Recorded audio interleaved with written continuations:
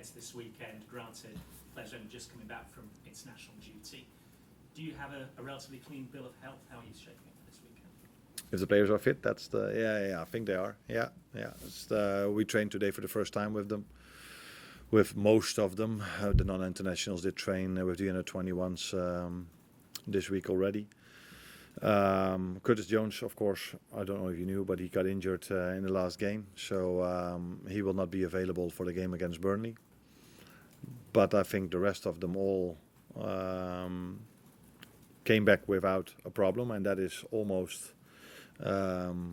that's not always the situation, especially not in the beginning of the season where everybody comes from a different background, going to the national team where they then all of a sudden have to play 2 games in 4 or 5 days, which is always the biggest risk in November and October, and in March they are much more used to that program.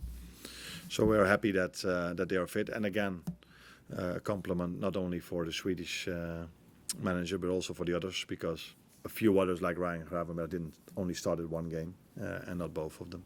And in terms of Burnley, obviously they got promoted last season. Scott Parker's developed a team with a reputation for being defensively solid. What do you expect for this weekend? How will we need to approach it? Defensively solid, but I don't give them enough credits if I only talk about that, because first goal they scored against Sunderland was a great team goal. Good team, but yeah, like all the others, we know. My experience from last season is when the teams that were relegated now, so I replaced them for the ones that promoted.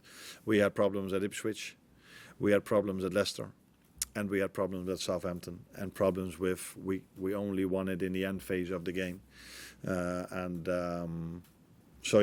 there's we know that every game is difficult, and I only have to look back at last season to understand that. Thank you. Arne, we're obviously very familiar with what Alexander Isak can do on the pitch, but from your interactions with him, what do you make of his characteristics as a person? At Newcastle, he seemed very all business and able to kind of separate the emotion in a really kind of focused way. Do you think that's maybe even helped him across the summer? And is that anything that you see? Yeah, maybe people don't believe me if I give you this answer, but I haven't spoken to him that much. So I spoke to him after he signed by phone because he had to go to the national team. And the way I 99 out of 100 times treat my players during international breaks is I leave them for the manager that they are working with over there. So I text him maybe now once or twice because he's new to us, wanted to know how he did. But I do have to get to know him as a person much better in the upcoming days and weeks. But although we find it very important how someone is to because we have such a great culture here at this club, we mainly sign a player also for his qualities, and therefore I don't need to call him. We faced him a few times. I faced him a few times, and I know what a quality player he is. And with how the deals worked out, getting done for Isak on deadline day, but not for Gahey, do you see any changes in modern football now where for players to truly get what they want, they might have to take things upon themselves, or do you think they were just individual circumstances? The last one, I think. I don't think you can compare any situation with another. A different ownership, different situation. I think you cannot compare these. I'm really happy that Alex signed for us, because I did feel all the way that we needed an attacking player extra, and so happy that we could bring in the one we wanted from the start. Your first defeat last season came straight after the first international break against Nottingham Forest. I just wonder if there was anything from the circumstances last season that have helped you prepare for the first game after the international break this time round. Now, if there's anything I've learned from that, then we implemented that already last season, and I think it was the only time that we lost a game after the international break. But it's always difficult. You never know what is exactly the reason. At that moment of time, I was maybe a bit focused on us, the first one after the international break. But looking at the season Forest had after that, I think it has much more to do with their quality than it had to do with the first game after the international break. And I just wondered how key Chiesa has reacted to not being selected in the Champions League squad? Of course, that is one of the most difficult things you have to do as a manager. For a player not to play is not always easy to tell him, but not to be in the squad is always more difficult.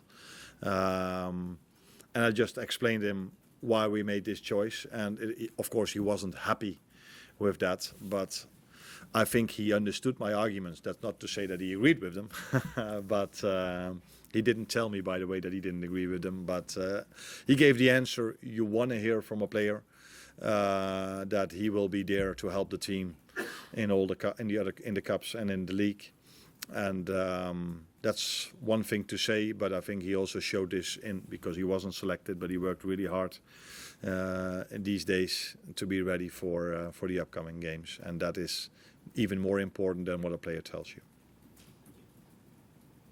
Well, last question, please. Hi, Arne. You scored more goals than any other team in the league this season without creating a massive amount of high-value chances. If you look at the expected goals average, I think it's just over 1 a game. Against a team like Burnley, who appear to be really happy to concede possession, how do you make sure that your time on the ball is as efficient as it can be? Yeah. To implement as best as possible the way we want to play, but in the end the final third is mainly for okay, we do certain patterns, that's also clear, but it's also a form of the day of our wingers mainly, because you end up, because of their playing style, mostly on the side. So the better they are, the bigger threat they are, the more chances we will generate, and then it's 9 out of 10 times also about the score. Because if you can score an early goal, that normally helps you in a game like that, and if you don't, or even worse, you concede a goal in the beginning, that gives even more energy to the other team. So there are so many factors going into a game like that. But as always, we are hoping that our attackers can make the difference, and that's what they have to do every single game, attackingly, but not only attackingly, because if we lose the ball and we're really good in our counter-pressing, that can generate chances as well. So yeah, that is for me the biggest lesson of our game against Arsenal there, where in the first half we weren't front-footed enough in terms of our pressing. And in the second half we were. I think Arsenal were front-footed in the first half in terms of their pressing.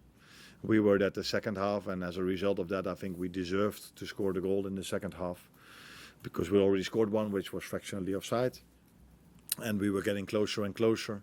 And in the end, I think we even deserved to score that goal based on the second half, not based on the first half.